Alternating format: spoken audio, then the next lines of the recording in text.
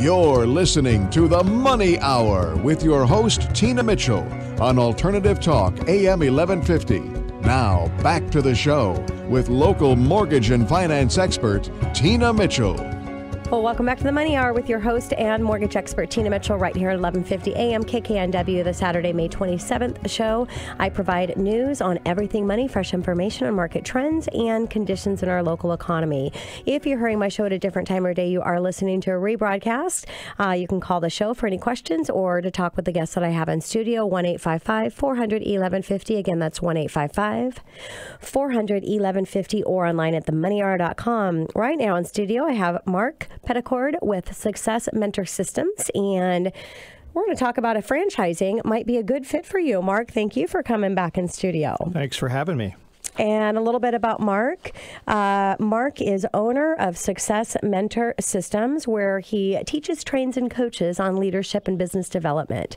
As a franchise broker and business development professional, Mark provides his service and qualified clients desiring to get started in their own business. As your consultant and advocate, he will help you hone in and focus and discover exactly what you need in a business investment and help you compare several franchise concepts. I have to say, Mark, that you're the first one in studio that I've had on this, which is always nice. The Money Hour is about making money, having a better quality of life, and enjoying what you do for business and how you make your money definitely helps to have a better quality of life. So I'm interested for our conversation. Again, we're going to be talking about franchising and whether it's a good fit for you. So when I think of franchising, I think of McDonald's or Subway, and I know there's a lot more. So what's happening in the franchise industry? Well, Tina, I think of that too. I mean, everybody thinks of Colonel Sanders or Subway, or, and it's hard to get into McDonald's. Yes, for sure.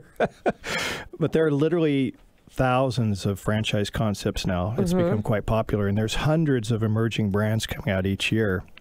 Everything from ATMs, vending, education, products, tutoring, food, of course, food services. Most people think that's all that franchising is, but staffing, real estate, property management, automotive. I mean, the list goes on. There's just a huge amount of opportunity out there for people who want to go into business for themselves, but work from a proven system, and that's one of the big advantages of franchising. So kind of like when you go to a recruiter to place you in the best employment opportunity that you're looking for, you can go to somebody like you if you're thinking of getting into franchising. So let's talk about what is a franchise broker. Yeah, it's a lot like a real estate agent in a sense. A real estate agent has an MLS listing, and there's thousands of homes. And I mean, think of what you would have to go through as a buyer to go find the perfect home. Yes. I mean, some people think they can do that, but really it's more effective to use a person who has a relationship with the seller, with the buyer, and can find the best deal for you. And the same thing with a franchise broker. We work with several concepts, we call them business concepts. And so I have relationships with a lot of companies, and so I try to find the right candidates for them. But I'm also that candidate's advocate. I'm really on their side to try to help them find the best deal, because if you approach a franchise directly, they're going to sell you their franchise. Of course, they're going to qualify you, so it's going to be, but it just gives a candidate a lot more options, and we have systems and processes in place to help them determine what's the right business for them. Makes sense. So we just talked about the importance of why you would use a real estate agent, regardless of the fact that we're in this, crazy market. So same thing. And, why would you not go directly to the franchise versus hiring an expert like yourself? Yes, and some people do that, and there's nothing wrong with it. But I think if you're really uncertain of what you want, or maybe you don't have a clue of what's out there, some people approach me and they'll say, well, I just wanted to get into some food service. And I think, well, did you know there's a lot of different options? Why don't we determine what a better fit or something that might work better with your lifestyle? Or, So there's a lot of opportunities out there, a lot of options. So what about the cost? If I was thinking of being a franchise owner and I went to a franchise broker, how much would I pay you? Well, the beauty of what we do, and like a realtor, the commission is paid by the seller. And so same thing with this. And a franchisor, there's franchisees, the people that are looking for businesses. Yes. And they're the franchisors, and they're the people that have the business concepts. And so they'll pay me a commission to find them a candidate for their business. And there's still a process that they have to take my candidates through. They don't just accept everybody. It's it's got to be a win-win situation. Okay. And so, yeah. So we have some great tools that we give people access to, and in order to find that perfect franchise, actually, I have a free report that you can start with. It's at franchisebusinessinsider.com. Okay. It's a 32-page guide, and that's a good place to start. But we also, what I'm doing is for this special audience out here, I'm providing a really, really effective tool. And it's basically a business builder profile. It's not a personality test. It's a scientific profiling system that we've come up with. It takes about 15 to 30 minutes to complete. But we've had over 85,000 franchisees go through this program for this particular profiling system over the last 20 years. And it's extremely active. And what it does is it predicts business success. It helps people determine what kind of business would best match them. So what we do, there's no hit or miss thing going on here. It's very scientific. It's very measured. We have systems and processes to really help that person determine their entrepreneurial acumen, their profile, what they could expect in a business, what business would match them, because a lot of our franchisors use the same profile. Love it. And so they're looking for that perfect candidate. So how do my listeners get to that? It's www.franchisebusinessinsider.com.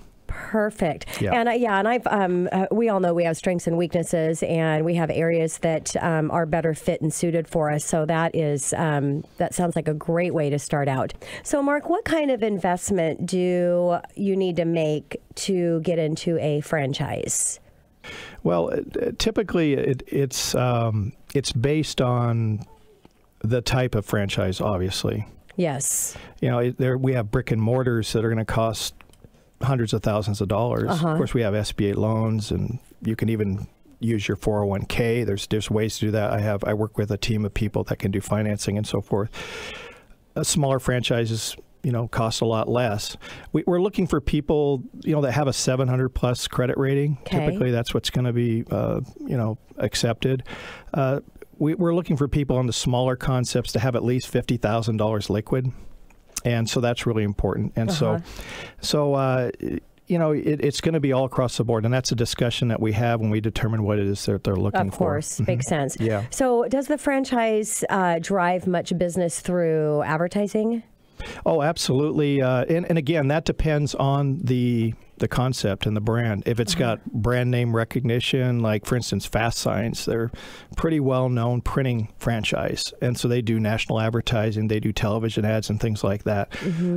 Other franchises that are smaller may not, but we always encourage people to have about a 2 to 3% advertising budget. And so they usually put together programs to help you do that. Got it. What's the best part of owning a franchise, Mark? Well, I think I'm visualizing exactly what the benefits are, but yeah. Well, I think you would as an entrepreneur. I think people are looking for a record of success. They want to see something that's proven. It's as an artist or as a writer, as you know, it's very difficult to start with a blank sheet of paper. Yes, it's very difficult. It's a challenge, and so you look for strong brands. Training programs, ongoing operational support, marketing assistance, assistance with real estate, just helping people find properties and things to put their businesses in, purchasing power, bulk discounts, and all the things that come. And of course, one of the big ones is just avoiding risk. People don't want to risk a lot, and of course, there's a risk in everything. Well, of course, and the bigger you go, the bigger risk that there is. That's life. Yeah. So those are some of the benefits of owning a franchise, having those type of. So I know you've got the what you offer to our listeners to go through and find out what type of franchise would best suit you based on the business and your strengths and weaknesses. But how do you know if you're actually would be good to be a franchise owner? Well, again, that's part of what we do in terms of the assessment. Now, we take you through you're going to get educated on franchises. Most people don't really understand all the variables and all the dynamics, and so that's my job, is to help you to learn that. But then taking you through that business builder profile, that's really going to determine what it is that you what you're looking for, help match you with the best business possible. So for new franchise owners, what is the most common right now, Mark, that you see? Is there where a majority are getting into the food service, or there really isn't a common? No, I mean, it's all across the board. There's just so many options. Most people think that food is kind of where to go, but there's just so many options and ideas and concepts out there. So it would be hard to say which is most popular right now. So if somebody's listening and it triggers a little bit of interest, what would be the next step that they would take? Well, we have a 4-step process. Again, this is very scientific. We take you through the process. And if you're willing to do the work, if you're willing to make a commitment to that process. Well, I hope you are. If you want to be a franchise owner, you better be willing to do a little bit of work. Well, and most people, they just think you lay down the money, but we're going to save you time. We're going to save you money. And we're going to get you the best possible business that fits you. And we do that through pre-screening. First of all, you're going to read the insider's guide. You're going to take the profile tests. We're going to have a detailed franchise intake form to really get to know you and what you want. And based on your profile and assessment, we're going to do a follow-up call, and we're going to talk about some concepts that we think match you pretty well, and you can agree or disagree, and we'll go back to the drawing board or whatever we need to do. Then there's discovery. What I do is I actually coordinate calls, 3-way calls with the franchisors and help you talk with them. It's kind of like shopping for a home. You're going in and looking at these different, or talking with the different opportunities. That's right. And I hold your hand all the way through the process. So you're not alone. You have me. And of course, once you find a great franchisor, they're going to hold your hand. They're going to take really good care of you, and they're going to make sure that you succeed. And then the launch, you get started, we get your financing in order. And at that point, I point you in the right directions. I'm kind of out of the picture, and you're more into the franchisor's hands. Like a real estate agent, point you to their lender. But I'm there. I'm a business coach too, and I help people overcome their obstacles and fears and all the things that we do as coaches. So it's a real great combination of being a broker and being able to coach people and help people. So we've already mentioned the cost is no cost, because the franchise that you're purchasing is going to pay your services. Is there any minimum requirement for them to get the opportunity to sit down and go through this whole process just to explore whether or not, or there is no financial commitment? Well, what I look for is I just want to make sure that they have some sort of investment. Resources. If they want to go out and buy a McDonald's, of course, I wouldn't represent a McDonald's. They don't use franchise brokers, but when it's almost impossible to get in a franchise McDonald's, very difficult. They just have to have the funding, and so I always say $100,000 to $50,000 to $100,000 of liquidity. Really, just so I know they're a serious candidate. Makes sense. Well, Mark, thank you so much for coming back in studio. It was a great, new, interesting topic, and look forward to bringing you back in. Thank you, Tina. And coming up next on the Money Hour, a shout out for all my younger workers, Social Security. It does matter. Andy Lannis, national known author, speaker, and my go-to guy on everything Social Security, Medicare, and Medicaid. Right here at 1150 AM KKNW after this short break.